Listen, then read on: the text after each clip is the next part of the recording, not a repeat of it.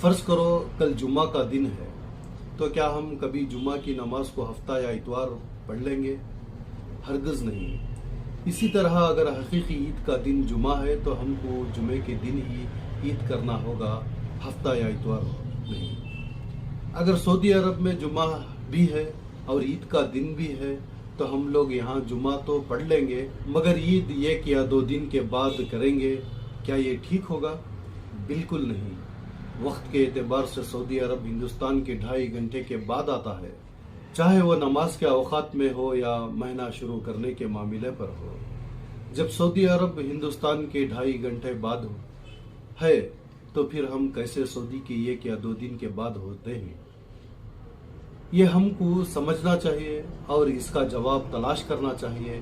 حقیقت میں ہم سعودی کو یا کوئی اور ملک کو فالو نہیں کرنا ہے، بلکہ ہم منازل قمر کی پہچان سے تاریخ کی گنتی کرنا چاہیے۔ چاند کو دیکھنے کا طریقہ کیا ہے، وہ سب کچھ میں آپ کو بتانے کی کوشش کروں گا انشاءاللہ۔ میں سب سے پہلے یہ بتا دوں کہ چاند کی ہر دن کی ایک منزل ہوتی ہے، اس کی ایک شکل وجہت القمر بھی ہوتی ہے جو تبدیل ہوتی رہتی ہے۔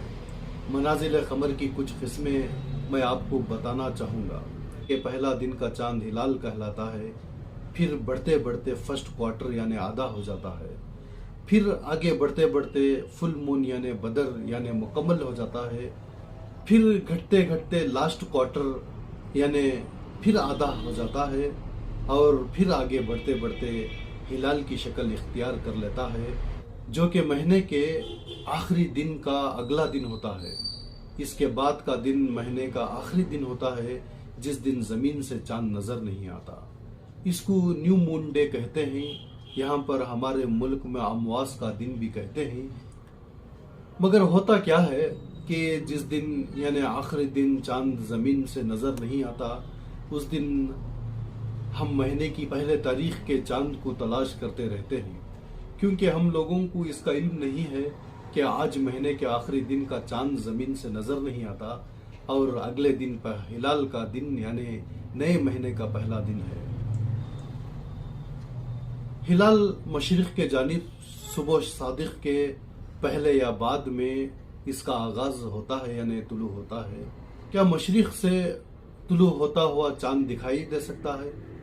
جی ہاں، اگر اس کے صحیح وقت میں دیکھیں گے تو ضرور دکھائی دیتا ہے، اور اس کا صحیح وقت ہے فجر کا وقت، نہ کہ مغرب کا وقت۔ حساب کتاب یا گنتی کے ذریعے سے چاند کو دیکھے بغیر بھی آغاز اور اختتام صحیح طرح سے کر سکتے ہیں، چاہے موسم ابر آلود بھی کیوں نہ ہو جائے۔ کیا یہ چاند کے منازل ہر ملک کے لیے یہ الگ الگ ہیں؟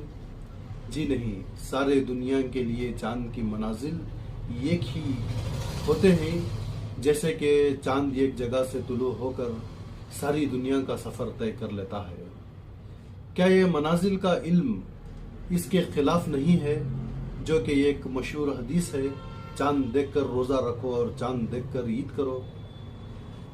چاند کے منازل کو دیکھ کر مہینے کا آغاز اور اختتام کا وقت معلوم کرنا اس حدیث کے خلاف نہیں ہے، بلکہ اس حدیث کی صحیح مفہوم کے مطابق ہے۔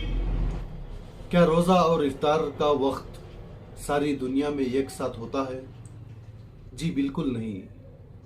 اس ملک کے اوقات کے مطابق کے اعتبار سے روزہ اور افطار کا وقت معلوم کرنا چاہیے، جیسا کہ سعودی عرب کا وقت ہندوستان کے 2.5 گھنٹہ بعد ہوتا ہے۔ ہلال فجر میں طلوع ہوتا ہے، تو کیا اسلامی دن بھی فجر سے شروع ہوتا ہے؟ جی ہاں، بالکل۔ دن کی شروعات فجر سے ہوتی ہے، نہ کہ مغرب سے، اور فجر سے فجر ایک دن مکمل ہوتا ہے۔